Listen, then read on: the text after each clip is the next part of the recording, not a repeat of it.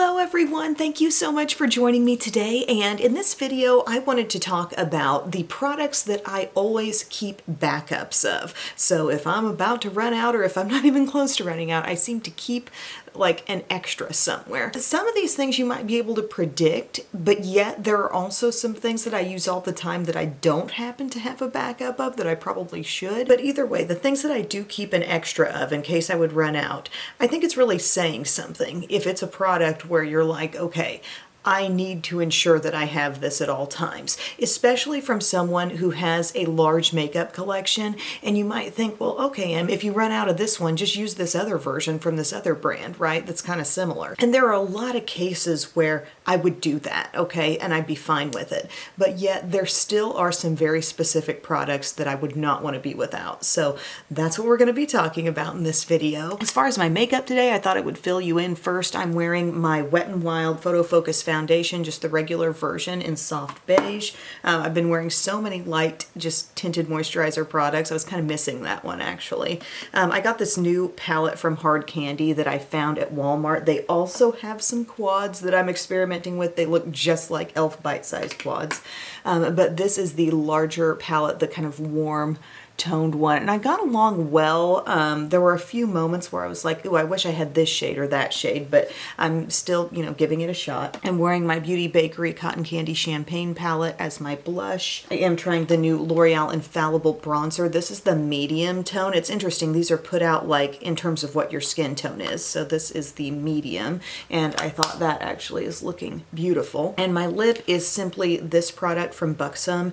This is a small size of the Plump Line lip liner in the shade Hush Hush, and I just kind of thought that was pretty as is. First thing I want to mention is my Estee Lauder Advanced Night Repair. I don't have that one up here, but that is my without fail night serum every single night. A big thing that I noticed with that once I started using it consistently was that all of the little bumps on my forehead, I believe we would call them milia, it went away when I used that. I think it is an amazing product for just overall skin texture. That's been the big takeaway for me personally. That's just a product I feel like I'm going to be using for the long haul. And I've been using from this super size of it that David gave me like quite a long time ago, and I realized I was getting a little lower on it, and I bought two backups. Actually, there was a sale going where you could buy one, get one free through Bergdorf Goodman, through David. So if you need any Estee Lauder things, he's the one who knows when there's a deal available, or you could sample it. Even a sample, I started on one of the little samples, and that was kind of when I knew it was really working for me. You can get a lot of use out of a small sample size of Advanced Night Repair, but I adore the stuff, and I now have two backups sitting under my sink in the bathroom, so I'm ready when I run out. And while we're talking about nighttime things, the night cream, the face cream that I put on after that Advanced Night Repair has been the e.l.f. Holy Hydration, and I nearly have an empty of that as well. I keep a backup of that, so I'm ready to work this right into the mix. Holy Hydration, fragrance-free with hyaluronic acid and peptide complex. I mean, my skin, you might say, you're using e.l.f.? I will use some high-end things on my skin, but yet I feel like this is a perfect night cream. It's rich, it's hydrating. I put it on and I feel like, you know, my skin's really getting a drink. It feels comfortable on the skin, not sticky. I love this stuff, and I'm ready to swoop into another. I've been trying a little bit of the CoverGirl Dry Skin Cream. You know how CoverGirl has come out with this clean skincare range. Been working with that. Don't know that I love it as much as my Holy Hydration, so I probably will be going back into that. Beauty blenders. I do keep a couple of backup beauty blenders. I've recently moved into one, but I still have more. Like here's another one. I took it out of its little packaging because it was kind of bulky in my drawer, but I love the classic original beauty blender. I feel like there's nothing exactly like it. I have tried some things that look just freakishly similar, but they are not the same actual texture of this sponge. Even Beauty Blender's own brand, when they put something out in a different color, it doesn't end up feeling exactly like the OG sponge. So just pointing that out there. I love the original Beauty Blender. I also keep backups of my favorite lashes because I feel like should there ever be a big special occasion where I want to wear a lash, I want them to be my favorite ones. And those are the Kiss My Lash But Better in the style So Real. Don't go by the name. They don't look so real. They look pretty dramatic, but they're just beautiful. I love the thickness at the band and the way they fan out so beautifully. For my eyes, yeah, I would be taking a little trim off of these just to make them fit the best way they can. And I can wear a set of those for quite a few uses. They are very high quality, very durable. I think Kiss is my by far favorite brand for false lashes. But I remembered using some not that long ago and I was like, okay, I need to get a backup of that. Also, let's talk about Lash Glue for a second. I absolutely loved the Esquito Lash Glue. And here's a situation where I was burned by not having the backup that I needed. The Esquito Companion Lash Glue. This stuff is great for, I think, any eye being prone to sensitivity. It looks like this, and I'd gotten it on Amazon, and I'd gotten it very freely. Like whenever I needed some, whenever I thought it was getting kind of thick in the tube and I was running out, I knew I could just get it on Amazon. Well, that stopped being available there, and I was running out of my stuff. And I did a Google search, and I didn't come up with any sort of like brand website, but then people are like, you can get it off the website. So now I have 3. I ordered 3 of them so I would have backups. And in the meantime, to get me through, I had gotten this glue from Velour from Sephora.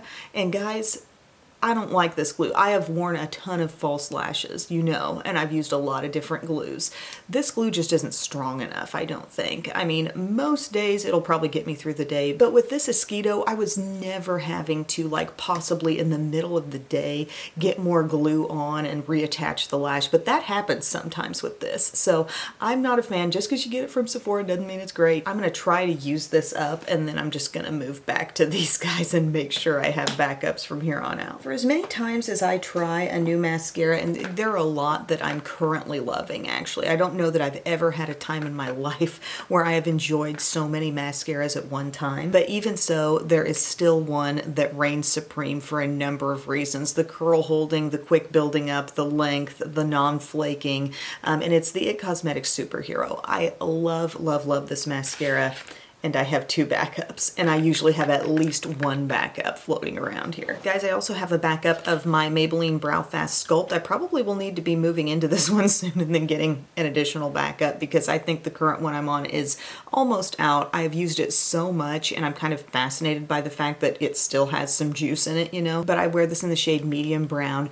Absolutely adore this product. This is the one with the brush that's so smart, and it has short bristles on one side that really lays the product into your brows, and then it has longer bristles to make you feel like they're practically bare and they're combing the product up through, right? So it's a great thing to have. Here's another lash thing, my Estee Lauder Little Black Primer. Here's another thing you want to contact my friend David about. Get the Advanced Night Repair, get you a Little Black Primer. One of the most unique products on the market. Seriously, one of a kind. It is a black lash primer. This is what the tube looks like. Just a little, you know, small, easy to control brush with a gentle curve to it, and it will lock in curl like nobody's business. Now, obviously, when I'm testing new mascaras, I'm not popping this on first because, you know, that doesn't give me a good sense of what that new mascara is doing. So if you don't always see me pulling this in constantly, it's probably because I'm trying to gauge what the actual ability of that mascara is that I'm testing. But just for day-to-day use, and you're like, I want to get a lash routine going and my lashes will not hold curl,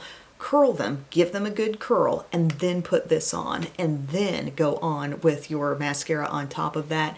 Added length, you'll keep the curl, and then you can use this as a seal, which is something, obviously no white primer, you're never going to do that with a white primer, but you can pop this on top and it keeps anything from flaking or smudging. Brilliant product. I will always have a backup of this. Like, I hope Estee Lauder never stops making that. Here's my one that I'm currently on. Let's show you that brush. Just really small and easy, and you'll put it on and you'll kind of think, did I just do anything here? Oh, but you did something. Oh, here's a good one to have a backup of, the e.l.f. Camo Concealer, my favorite concealer. I really do like both versions, the hydrating or the regular. This happens to be just one of the original formulas, the matte one. I do really feel like I can wear them both. I think if you're looking to spot conceal redness or blemishes, the regular version is really ideal. The hydrating is probably my favorite up on the under eye area, but I can do this too, and I always use it with the mentality of I don't need to swipe on a lot, okay? This is a product you're gonna dot and dab on,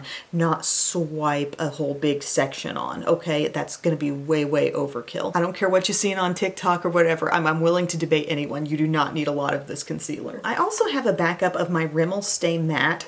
You'll find that I haven't mentioned a lot of powder products here because they're just not something I fly through really quickly. But I do remember one day kind of thinking like, this product's been around for a long time.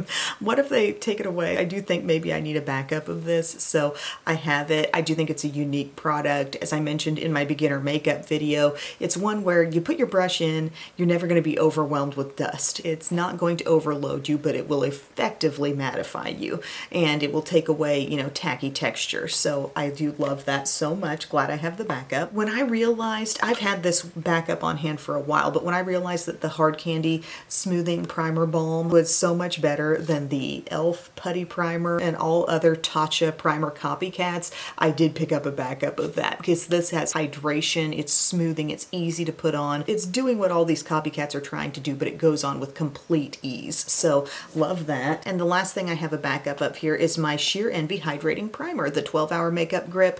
One of my favorite primers, definitely extends the wear of makeup. I feel on my skin type, my normal to dry skin, adds a little extra hydration. You got stuff looking fresh on top, but yet it's lasting. It does have that greenish sort of appearance, so it's really trying to be like the Milk Hydro Grip Primer, but I love this, and I do think I'll probably be moving into my backup pretty soon. So friends, that is the stuff that I'm keeping backups of.